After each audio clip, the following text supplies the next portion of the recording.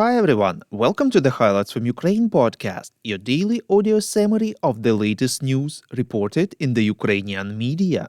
My name is Artem, and here is the news.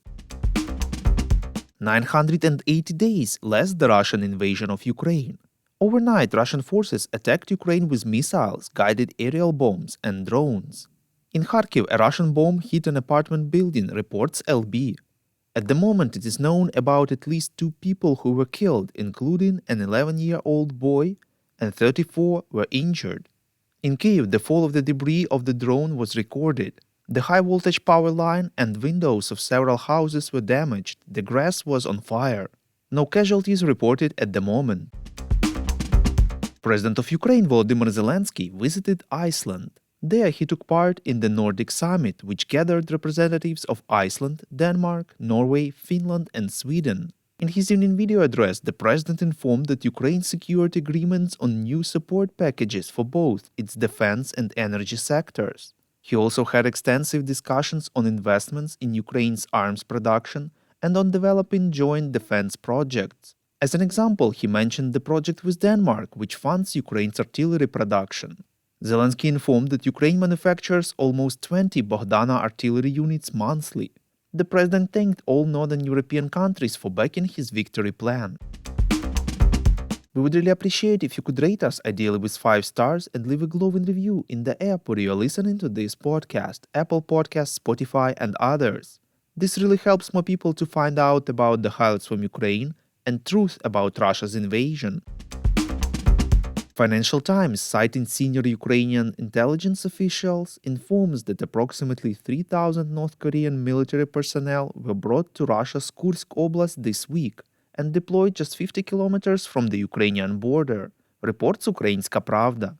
According to the intelligence, they were secretly transported in civilian trucks from Russia's far east to its western Kursk Oblast. One official said that only a few hundred of these 3,000 were special forces, the others being regular troops. At the same time, Ukrainian intelligence officials doubt the quality and combat capability of the North Korean fighters, describing most of them as, quote, inexperienced, low-ranking foot soldiers, unquote. On 29th of October, during telephone conversation, Ukrainian President Volodymyr Zelensky and his South Korean counterpart Yoon Suk-yeol agreed to mobilize contacts at every level between the two countries and to step up intelligence sharing in light of Russia's involvement of North Korean troops in the war against Ukraine. Earlier, the Pentagon also confirmed the presence of North Korean troops in Russia. President Biden even said that if North Koreans cross the Ukrainian border, the armed forces of Ukraine should attack them.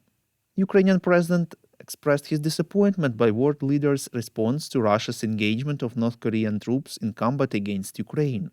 Quote, I believe that the voices of the United States, NATO, Western partners, the Global South, and China are not being heard clearly enough regarding the presence of North Korean troops on Russian territory. This is extremely dangerous and opens a new chapter in this war. It mirrors the early days of Russia's occupation of Crimea, when there was silence from the West. No one wanted to respond, and I don't know why. Everyone seemed afraid of escalation, unquote, said the president. Volodymyr Zelensky confirmed media reports that Ukraine, in the non-public part of the victory plan, asked to provide it with long-range weapons, in particular long-range Tomahawk cruise missiles, reports Radio Liberty. He stressed that this was confidential information between Ukraine and the White House. Quote, this means that there is nothing confidential between the partners, unquote. According to the president, the North Korean soldiers are an escalation on the part of Russia, and Ukraine is unable to stop it. Thank you for listening to the Highlights from Ukraine podcast. We're a commercial initiative of just 2 people, and we need your help to grow. Share information about the podcast, rate us in the app, subscribe to our Patreon. With your support, we are getting better.